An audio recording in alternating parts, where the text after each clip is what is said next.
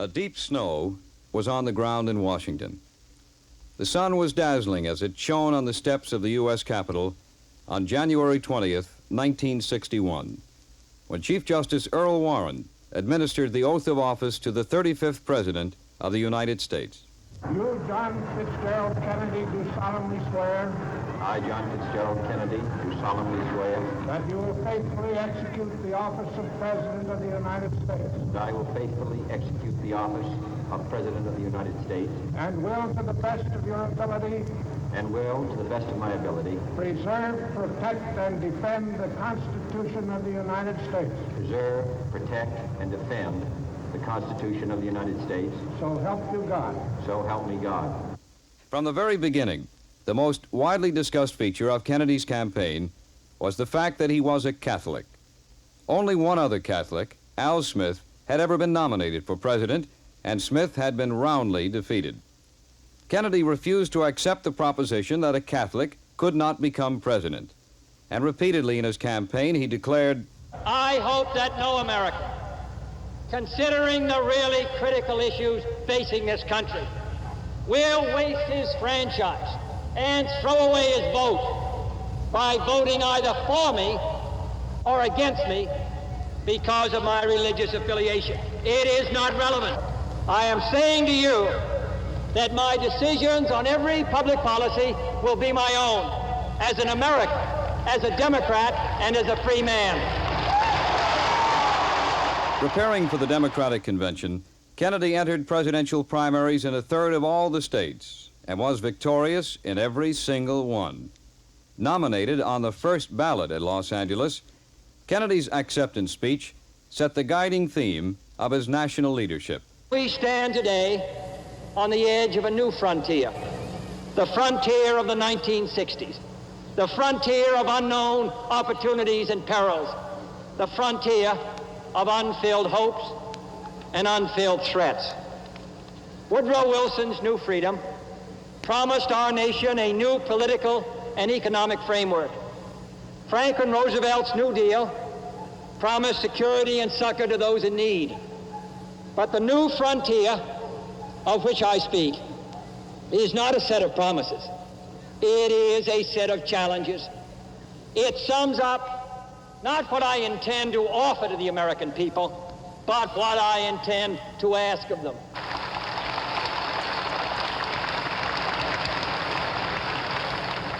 It appeals to our pride, not our security. It holds out the promise of more sacrifice instead of more security.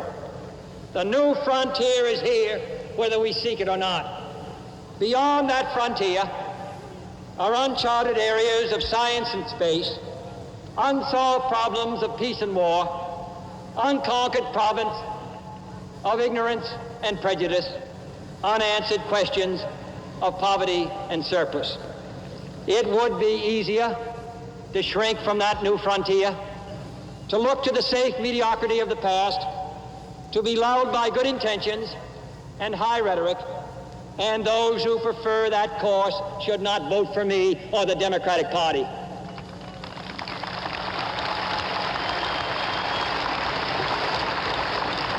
But I believe that the times require imagination and courage and perseverance.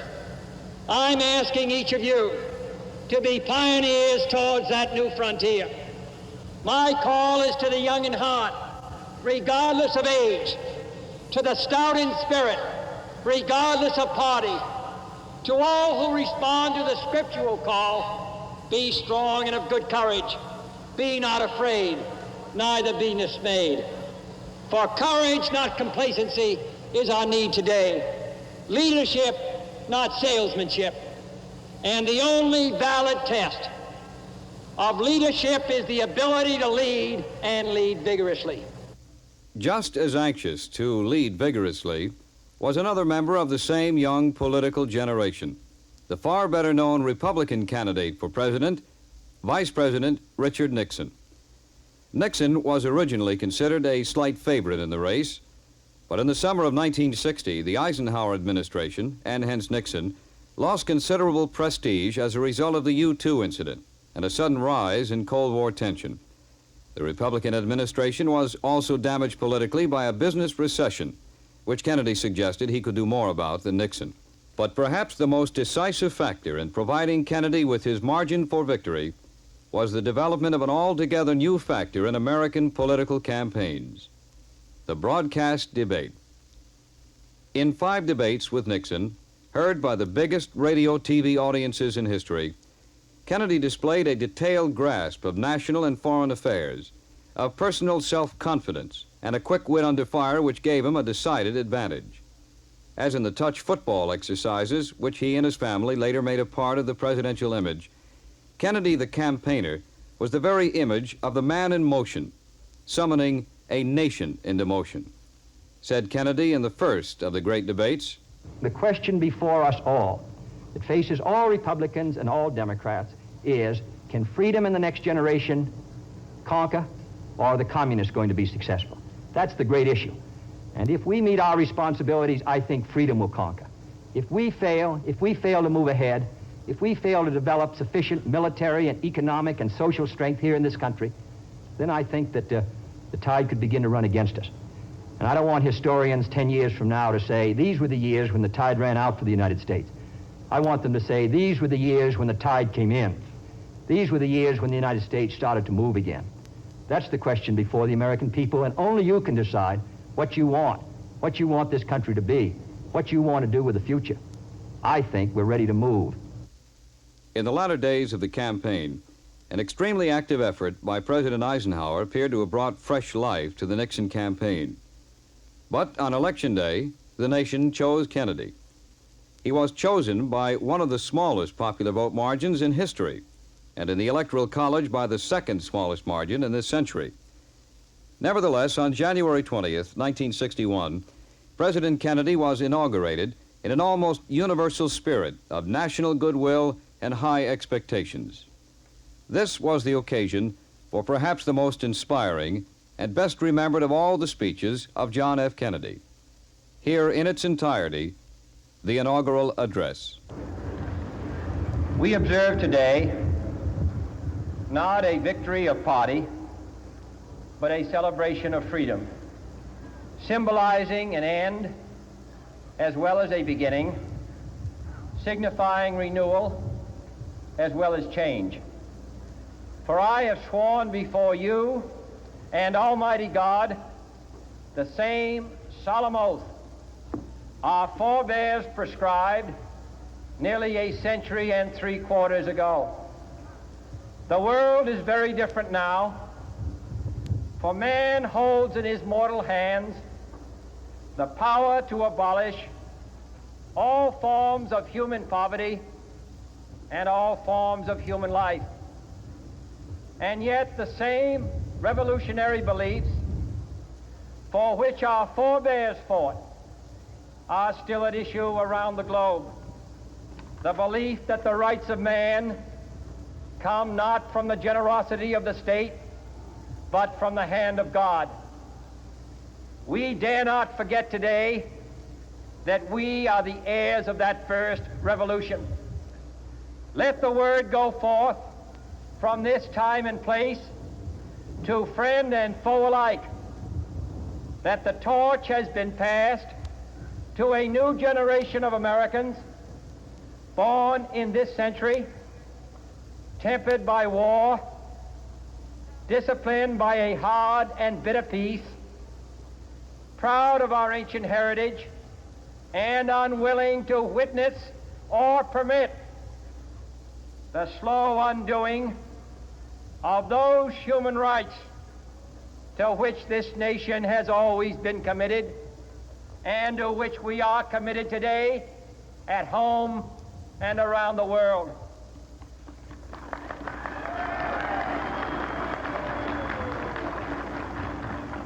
Let every nation know, whether it wishes us well or ill, that we shall pay any price, bear any burden, meet any hardship, support any friend, oppose any foe to assure the survival and the success of liberty.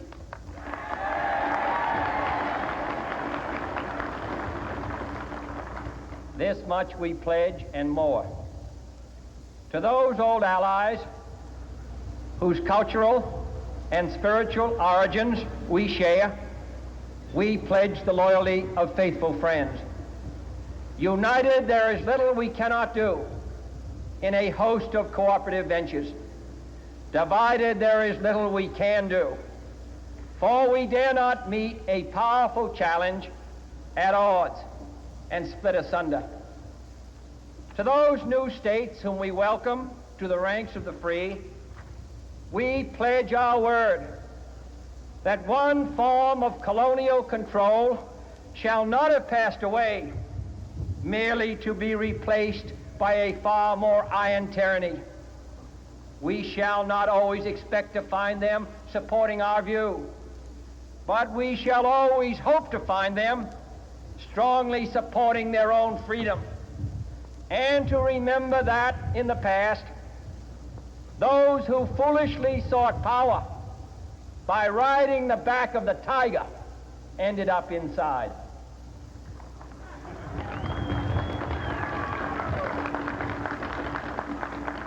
To those people in the huts and villages of half the globe struggling to break the bonds of mass misery, we pledge our best efforts to help them help themselves for whatever period is required, not because the communists may be doing it, not because we seek their votes, but because it is right. If a free society cannot help the many who are poor, it cannot save the few who are rich.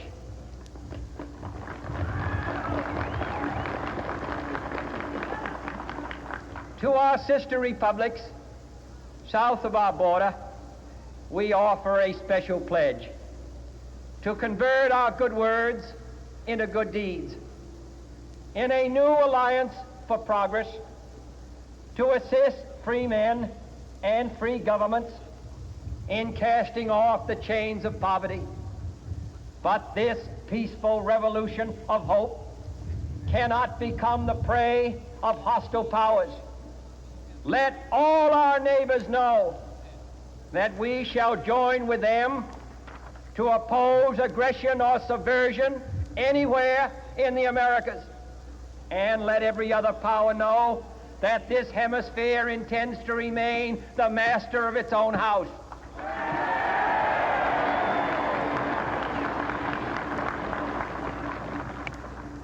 To that World Assembly of Sovereign States, the United Nations, our last best hope, in an age where the instruments of war have far outpaced the instruments of peace, we renew our pledge of support to prevent it from becoming merely a forum for invective, to strengthen its shield of the new and the weak, and to enlarge the area in which its writ may run. Finally, to those nations who would make themselves our adversary, we offer not a pledge, but a request that both sides begin anew the quest for peace. Before the dark powers of destruction, unleashed by science, engulf all humanity in planned or accidental self-destruction, we dare not tempt them with weakness, for only when our arms are sufficient beyond doubt can we be certain beyond doubt that they will never be employed. But neither can two great and powerful groups of nations take comfort from our present course, both sides overburdened by the cost of modern weapons, both rightly alarmed by the steady spread of the deadly atom, yet both racing to alter that uncertain balance of terror that stays the hand of mankind's final war. So let us begin anew, remembering on both sides that civility is not a sign of weakness, and sincerity is always subject to proof. Let us never negotiate out of fear, but let us never fear to negotiate.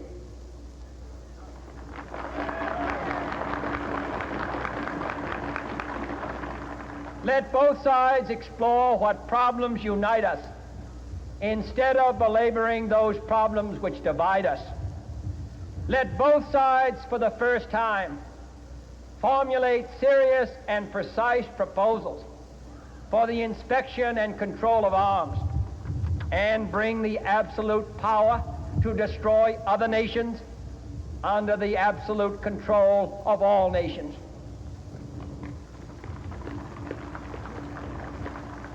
Let both sides seek to invoke the wonders of science instead of its terrors. Together, let us explore the stars, conquer the deserts, eradicate disease, tap the ocean depths, and encourage the arts and commerce. Let both sides unite to heed in all corners of the earth the command of Isaiah to undo the heavy burdens and let the oppressed go free. And if a beachhead of cooperation may push back the jungle of suspicion, let both sides join in creating a new endeavor, not a new balance of power, but a new world of law, where the strong are just and the weak secure and the peace preserved. All this will not be finished in the first 100 days, nor will it be finished in the first 1,000 days, nor in the life of this administration, nor even perhaps in our lifetime on this planet. But let us begin.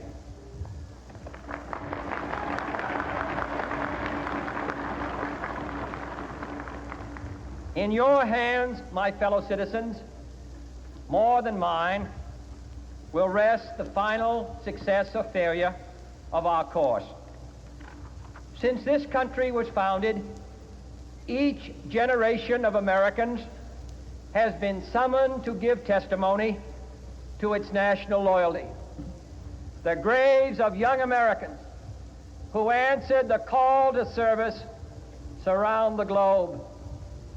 Now the trumpet summons us again, not as a call to bear arms, though arms we need, not as a call to battle, though in battle we are, but a call to bear the burden of a long twilight struggle, year in and year out, rejoicing in hope, patient in tribulation, a struggle against the common enemies of man, tyranny, poverty, disease, and war itself. Can we forge against these enemies a grand and global alliance, north and south, east and west, that can assure a more fruitful life for all mankind? Will you join in that historic effort?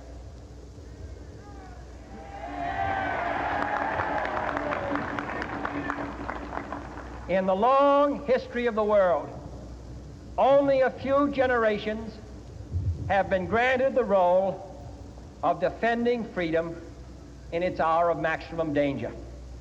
I do not shrink from this responsibility. I welcome it.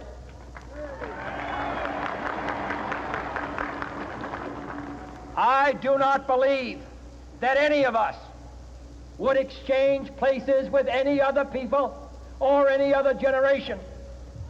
The energy, the faith, the devotion which we bring to this endeavor will light our country and all who serve it. And the glow from that fire can truly light the world.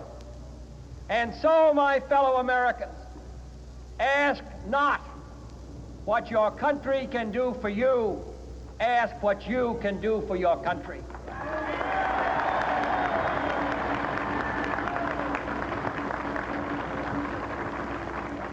My fellow citizens of the world, ask not what America will do for you, but what together we can do for the freedom of man.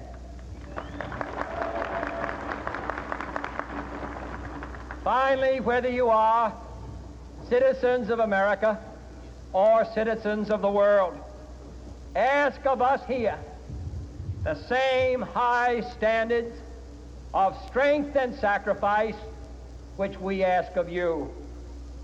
With a good conscience, our only sure reward, with history the final judge of our deeds, let us go forth to lead the land we love, asking his blessing and his help, but knowing that here on earth, God's work must truly be our own.